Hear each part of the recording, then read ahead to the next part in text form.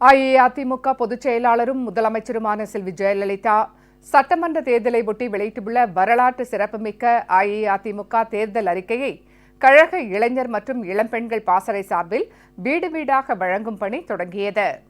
அனைத்திந்திய அண்ணா திராவிட முன்னேற்றக் கழக பொதுச் செயலாளரும் முதலமைச்சருமான செல்வி ஜெயலலிதா 2016ஆம் ஆண்டு தமிழக சட்டமன்ற தேர்தலை ஒட்டி வெளியிட்டுள்ள அஇஅதிமுக தேர்தல் அறிக்கையில் அனைத்து குடும்ப அட்டைதாரர்களுக்கும் செல்போன் எனப்படும் கைபேசி விலையின்றி வழங்கப்படும், திருமண உதவி திட்டங்களின் கீழ் உதவித்தொகையுடன் வழங்கப்படும் தங்கம் 1 சவரனாக உயர்த்தி வழங்கப்படும், மகளிருக்கு இருசக்கர வாகனங்கள் வாங்க 50% மானியம் வழங்கப்படும், உப்பள தொழிலாளர்கள் மண்பாண்ட தொழிலாளர்களுக்கு மழைக்கால பராமரிப்பு உதவித்தொகை 5000 ரூபாய் வழங்கப்படும், அரசு கேபிள் டிவி இணைப்பு பெற்றுள்ளவர்களுக்கு செட் டாப் பாக்ஸ் விலையின்றி வழங்கப்படும், மீன்பிடி தடைக்காலம் மற்றும் மீன்பிடி குறைந்த காலத்திற்கான நிவாரண உதவிகள் 5000 ரூபாயாக உயர்த்தப்படும், சிறு குறு விவசாயிகளின் அனைத்து கடன்களும் தள்ளுபடி செய்யப்படும் என்பன உள்ளிட்ட பல்வேறு முக்கிய அறிவிப்புகளும் மக்கள் நல திட்டங்களும் இடம்பெற்றுள்ளன.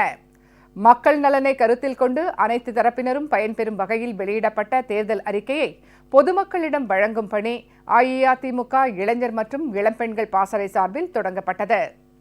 திருச்சி மாவட்டம் திருவெரும்பூர் தொகுதிக்குட்பட்ட மேலக்கல் கண்டார் கோட்டை உள்ளிட்ட பகுதிகளில் அஇஅதிமுக இளைஞர் மற்றும் இளம்பெண்கள் பாசறை செயலாளர் திரு ப. குமார் எம்பி பொதுமக்களிடம் வழங்கி தொடங்கி வைத்தார். பெண்கள் முன்னேற்றத்திற்கான அம்சங்களை தேர்தல் அறிக்கையில் இடம்பெறச் செய்த முதலமைச்சர் செல்வி ஜெயலலிதாவுக்கு பொதுமக்கள் தங்கள் நெஞ்சார்ந்த நன்றியை தெரிவித்தனர். அம்மாவோட தேர்தல் இருக்க எங்களுக்கு ரொம்ப சந்தோஷமா இருக்கு. போன பீரியடு அம்மா மகளிருக்காக நிறைய செஞ்சாங்க.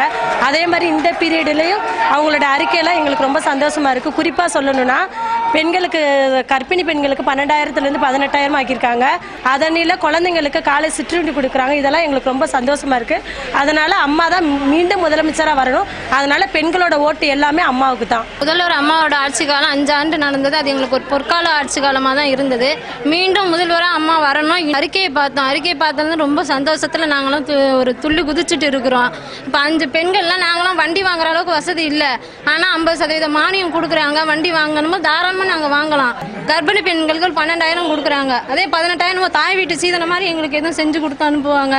கரண்ட் எங்களுக்கு ஃப்ரீயாக கொடுக்குறாங்க. இதெல்லாம் அம்மாவோட திட்டத்தை பார்த்து நாங்கள் சந்தோஷப்படுறோம். மீண்டும் முதல்வராக அம்மா தான் வரணும்.